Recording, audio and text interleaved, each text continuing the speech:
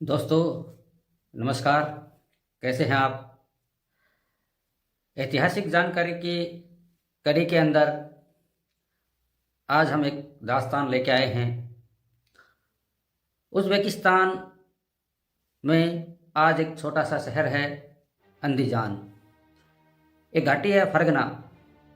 वहाँ एक अमीर अपने महल के कोने पे खड़ा हुआ कबूतर उड़ा रहा था। अचानक वह हिस्सा ढहा और उसी के साथ में उस अमीर के भी प्राण पखेरु उड़ गए। अब इसके बाद में वो हिस्सा ढहा या ढहाया गया, ये भी एक जांच का विषय है। इसके बाद में उसके छोटे पुत्र, जिसे दुनिया जहीरुद्दीन मोहम्मद बाबर के नाम से जानती है, उसको सिंहासन पर बैठाया गया। वो बच्चा 11 साल 4 महीने का था और उसके बाद में वो बच्चा अपनी ज़िंदगी में कभी बच्चा नहीं रह सका। जहीरुद्दीन मोहम्मद बाबर का जन्म 14 फरवरी 1483 को हुआ, यानी उसका जन्म याद रखने के लिहाज से वैलेंटाइन डे के दिन हुआ। और जब वो 11 साल 4 महीने का बच्चा था, 1494 में 10 जून को उसको बड़ी जिम्मेदारी मिल गई। उसको ये बड़ी जिम्मेदारी मिलने का मतलब ये नहीं था कि उसके पास में बहुत बड़ी सेना आ गई, बहुत बड़े साधन आ गए। जहीरुद्दीन मोहम्मद बाबर का नाम सुनकर आपके मन में एक ऐसे बादशाह का चित्र घूमता होगा जो दिल्ली के तख्त पे बैठा हुआ है और जिसके पास में बहुत ताकतवर सेना है। ये उसके जीवन के अंतिम चरण की कहानी है। नहीं तो उसके जीवन में इस तरीके के भी दिन आए जब उसके पैरों में जूते तक नहीं रह गए थे, तन पे कपड़े नहीं रह गए थे और खाने के लिए रोटी नहीं रह गई थी। ऐसे दिन उसने देखे और ऐसी हालत से उसने वापसी की। अब उसको, उस छोटे बच्चे को उम्र छोटी थी और काम उसे बड़ों के करने थे, जो कि बेशक उसने किए। उसको बड़ी जिम्मेदारी ही मिली, बड़ी फौज और ताकत नहीं मिली। उसके पिता मिर्जा उमर शेख से उसे एक छोटी लुटी पिटी कमज़ोर रियासत फरगना घाटी मिली। और वक्त का सितम देखिए कि उसके सिंहासन पर बैठते ही चारों ओर से लोगों ने उसे ख़त्म करके और उसका राज हड़पने की सोच ली। और वो कोई और लोग नहीं थे जो उसकी तरफ चल पड़े, खुद उसके सगे ताऊ अहमद मिर्ज़ा और सगे मामा महमूद अपनी अपनी सेनाएं लेकर के उसकी तरफ चल पड़े। वो कोई उसके ताजपोशी की शुभकामनाएं देने नहीं आ रहे थे, बल्कि वो चाहते थे कि यही मौका है और इस छोटे से बच्चे को ख़त्म कर दिया जाए और फरगना घाटी को हड़प लिया जाए। उस फरगना घाटी को हड़पने के पीछे वो तर्क दे रहे थे कि कोई और इसको जीत ले, इससे पहले तो अच्छा है कि वही उसे जीत ले। इस प्रकार की वो दलीलें दे रही थे। बाबर में माँ की तरफ से वह चंगेज खान का वारिस था और पिता की तरफ से वो तैमूर का वारिस था। बाबर सदैव तैमूर को याद करता रहा। उसके दिलो दिमाग पर तैमूर ने जितना असर डाल रखा था और किसी ने नहीं डाला। और भारत पर भी उसने आक्रमण इसीलिए किया, उसने ये दलील दी कि चूंकि तैमूर ने भारत पर आक्रमण किया था, इसलिए उसका भी फर्ज बनता है कि वो भी भारत पर आक्रमण करे। इस तरह से वो दुनिया के दो खूंखार और जंगजू लोगों का वारिस था। उसने साबित किया कि वो लोमड़ी से ज़्यादा होशियार और शेर से ज़्यादा बहादुर है। उसके पिता ने उसका नाम बाबर, जो वहाँ बाघ को कहते थे, टाइगर को कहते थे, रखा, जो कि उसने आगे चल करके वाकई सार्थक किया। हम जहीरुद्दीन मोहम्मद उसका असली नाम है और बाबर साथ में जोड़ देते हैं। ये भी एक तरीके से अगर अपन देखें तो बाबर उसका घरेलू नाम था। दोनों नाम अलग अलग हैं, लेकिन चूंकि ज़्यादा फेमस दुनिया में वो बाबर के नाम से हुआ, जो कि उसके पिता ने उसका निकाला था। उसकी माँ कुतलक निगार खानम एक समझदार महिला थी। राजकाज में शुरू में उसका पूरा साथ रहा। उसकी बड़ी बहन खानजादा, जो कि सभी भाई बहनों में सबसे बड़ी थी, एक नीति कुशल महिला थी। हालांकि उसका जीवन बड़ा दुखदायी रहा, ये हम आगे के अध्यायों में देखेंगे, लेकिन उसका पूरा साथ रहा। बाबर के बैठते ही चारों तरफ से और कठिनाइयों के बादल घुमड़ गए। उसका सगा ताऊ और उसके मामा के अलावा एक बहुत बड़ा दुश्मन उस घाटी में फिर रहा था, शैबानी खान, जिसको उज़्बेक खान भी कहते हैं।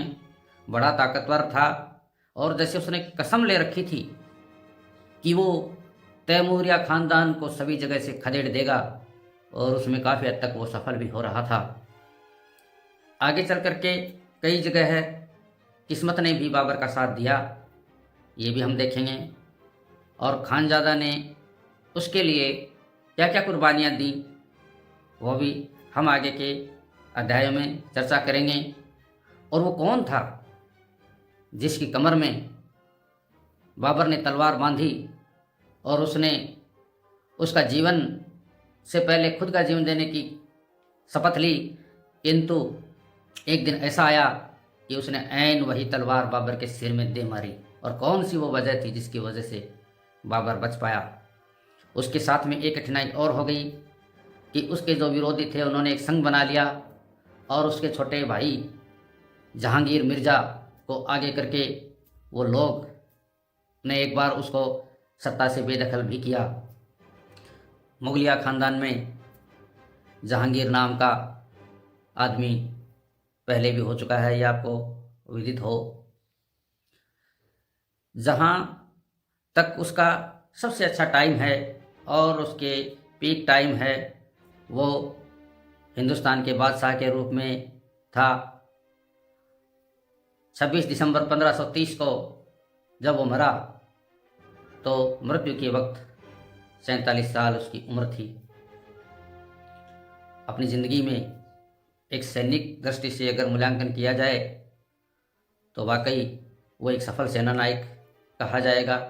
इसके अलावा उसकी ज़िंदगी के कई रंग थे। वो एक कवि भी था, एक लेखक भी था, जिसने खुद अपनी एक डायरी के रूप में बाबरनामा लिखा, जिसका बाद में अनुवाद भी कई भाषाओं में हुआ। इसके अलावा वो सबसे ज़्यादा कवियों को भी पसंद करता था, और अली शेर नवाई जिनको ईरान का कालिदास कहा जाता है, वो अली शेर नवाई का मुरीद था। और किताबों के प्रति उसकी दीवानगी इस हद तक थी कि एक बार ऐसा मौका आया कि जब उसने समरकंद पे अधिकार किया तो सबसे पहले वो किताबों की दुकान पे गया और पूरी किताबें उसने बाकायदा पूरा मोल चुका करके खरीदी।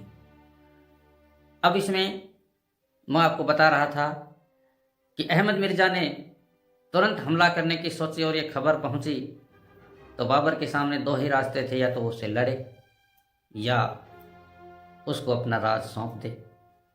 बाबर ने अपने आदमियों से चर्चा की और ये तय पाया गया कि वो लड़ेंगे। और ये सब बाबर की खुशनसीबी का ही था कि समरकंद में पीछे से गड़बड़ चालू हो गई और वापस उसको लौटना पड़ा। नहीं तो जंग होने की सूरत में अहमद मिर्ज़ा की सेना ताकतवर थी और यह हो सकता था कि बाबर हार जाता। और अहमद मिर्ज़ा के नीयत भी उस टाइम का देखिए विडंबना कि अहमद मिर्ज़ा की बेटी की सगाई बाबर से हो चुकी थी, जो कि उसकी मौसी की बेटी भी थी, क्योंकि कुतलक निगार खानम की एक बहन अहमद मिर्ज़ा के साथ में भी शादी हुई थी और उसकी बेटी से ही मिर्ज़ा उमर शेख की जीते जी ही तय हो गई थी बाबर से। आगे के अध्यायों में हम ये देखेंगे क्या आगे जाकर के वो शादी हो पाई, खानजादा बेगम का क्या हुआ इसके अलावा बाबर की ज़िंदगी में अनेक रंग आपको देखने के मिलेंगे, परिस्थितियों के अनुसार निर्णय लेने वाला, जहाँ क्रूरता, धर्मांधता ये एक अलग पहलू हैं, इनकी अलग चर्चा की जाएगी। हम यहाँ सिर्फ उसके जीवन के प्रारंभिक पे चर्चा कर रहे हैं, फिर उसने क्या क्या विजय की यह आगे के अंकों में हो जाएगा। क्या उसने समरकंद पे अधिकार किया और कितने दिनों तक वो अधिकार चला, और शैबानी खान का क्या दर्दनाक अंत हुआ, ये सारे हम आगे के बहुत जल्द इसके ऊपर वीडियो बनाएंगे। आज के वीडियो में हम सिर्फ उसके प्रारंभिक जीवन और उसका जन्म और उसके व्यक्तित्व के बारे में ही चर्चा कर रहे हैं। हम आगे चर्चा ये भी करेंगे कि क्या एक बड़ा किरदार हुसैन भाई कारा का भी इसमें आएगा। कई लोग थे जिन्होंने बाबर को मदद का आश्वासन दिया और मदद नहीं दी, और किस तरीके से बाबर का परिस्थितियों ने साथ दिया, उसको दोबारा जीरो से हीरो बनाया, और किस तरीके से उसने बचपन की उम्र का काम किया। ये सब हम आगे से आगे एपिसोड बनाएंगे। आगे से हम इन धारावाहिकों में जहीरुद्दीन मोहम्मद बाबर की जगह है सिर्फ बाबर का नाम ही उल्लेख करेंगे। उसने ज़िंदगी में कौन कौन सी उपाधियाँ ली, बाद में जाकर के उसने उस एरिया में जिनको बादशाह कहा जाता था वहाँ उतारने हिंदुस्तान में आकर के बादशाह हो गया। उसे काजी भी मिली, मिर्ज़ा की भी उपाधि मिली, कुछ उपाधियाँ लोगों ने उसको मरणोपरांत भी दी। बादशाह नाम एक हिंदुस्तान के लिए नया नाम था, उससे पहले सुल्तान नाम प्रयोग में होता था, लेकिन सुल्तान में का थोड़ा सा ये था कि वो खलीफा की एक तरीके से मात हत समझते थे। बाबर ने इस चीज़ को बंद कर दिया और बादशाह नाम धारण कर दिया कि अब वो किसी का अधीनस्थ नहीं है दुनिया में, किसी का भी वो किसी के नाम पे शासन नहीं चला रहा, बल्कि खुद के नाम पे ही शासन चला रहा है। इस प्रकार के परिवर्तन उसने देखे और उसने खुद भी नहीं सोचा होगा कि उसका साम्राज्य है वो 300 सालों से भी ज़्यादा हिंदुस्तान में चलेगा। आज हम इस छोटे से वीडियो में उसके प्रारंभिक जीवन की ही चर्चा कर रहे हैं। आगे हम उसके समरकंद पर आक्रमण, अपने काबुल और कंधार और उन सारी जगहों पे उसकी गतिविधियां, भारत पर कितने आक्रमण हुए, क्या क्या हुआ, उन सब के बारे में चर्चा करेंगे। वीडियो को आप लाइक करें, सब्सक्राइब करें, और इसमें और हम क्या क्या चीज़ें शामिल करें आप सुझाव दें। यदि इसमें कोई त्रुटिपूर्ण जानकारी है तो आप उसका भी उल्लेख करें, जिसको हम अगले वीडियो में सविस्तार बताएंगे। इसमें कौन से किरदार और हम के बारे में थोड़ा ज़्यादा बताएं, उसके बारे में आप करें, और चैनल को ज़्यादा से ज़्यादा सब्सक्राइबर करके हमें उत्साह प्रदान करें। धन्यवाद।